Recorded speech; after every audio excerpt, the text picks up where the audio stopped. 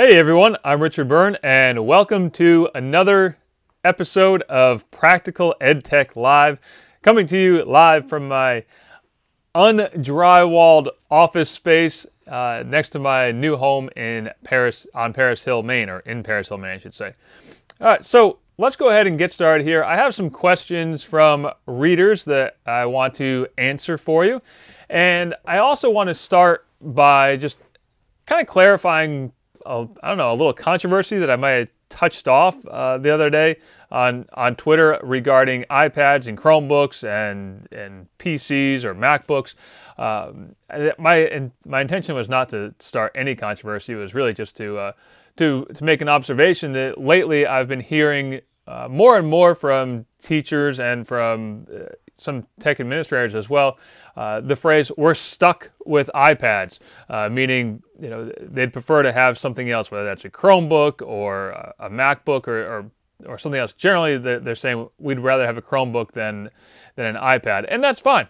I'm not here to tell you what you should buy necessarily. I mean, I guess I am a little bit. My preference would be for, if you have a limited budget, my preference would be for a Chromebook before an iPad. But ultimately, in the ideal scenario with an unlimited budget, I'd be buying MacBooks for everyone, or I'd be buying Windows 10 computers for everyone. Mostly because a MacBook or a Windows 10 computer does have more capabilities than a Chromebook or an iPad does, particularly when it comes to running programs that require a little bit more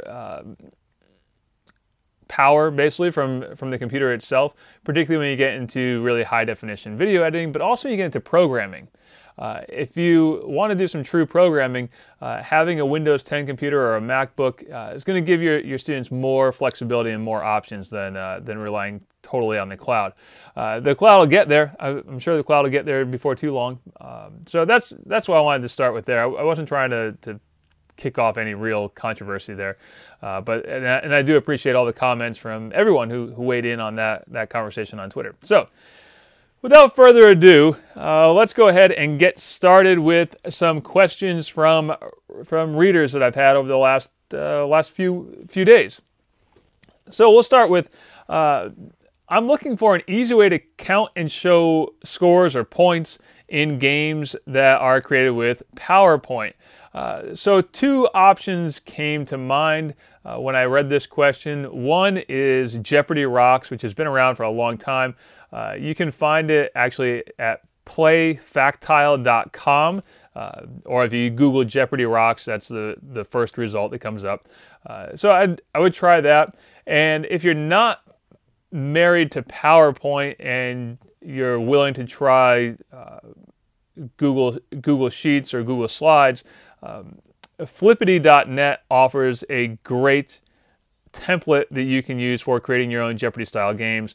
And actually, in my YouTube channel somewhere, I have a tutorial on how to use Flippity.net and how to do that. All right. So and by the way, if you've just joined us live on YouTube or Facebook, feel free to put in your own question right now as well. I'm happy to answer questions on the fly as well.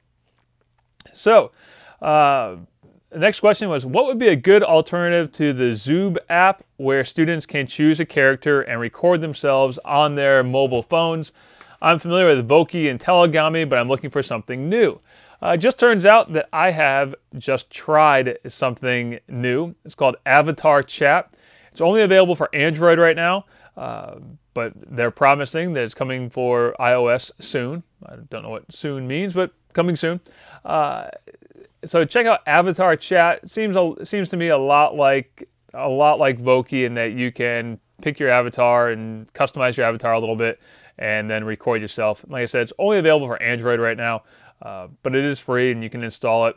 The reviews on it are kind of mixed. I installed it and it's fine for what I need. So you can check that out. All right.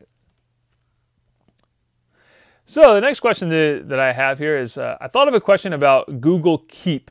This is actually a follow-up question from the webinar that I did yesterday about Google Keep Calendar and Classroom. If you missed the webinar, I will have a replay available at the end of this month that you can access if you are interested. But anyway, I thought of a question about Google Keep. Can a person have more than one Keep account?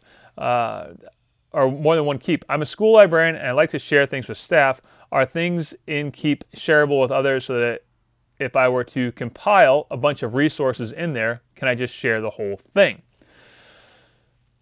Unfortunately, Google Keep, in terms of sharing right now, is designed to share on a note-by-note basis. So you have one note, so you have a note in Google Keep, and you can share that note with a group of people. You can't share a whole section of your Google Keep the way you might be able to do in Evernote or Digo, something like that. That said, there is a workaround. You can access all of your Google Keep notes from Google Documents. So if you go into Google Documents, you can import any and all of your Google Keep notes into a document, and then you could share that doc with, in this case, your staff. So that's kind of the workaround if you want to share a whole bunch of your Google Keep notes and bookmarks at once.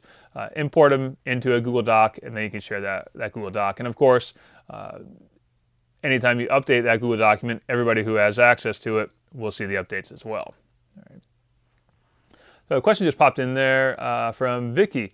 What suggestions do you have for setting digital signage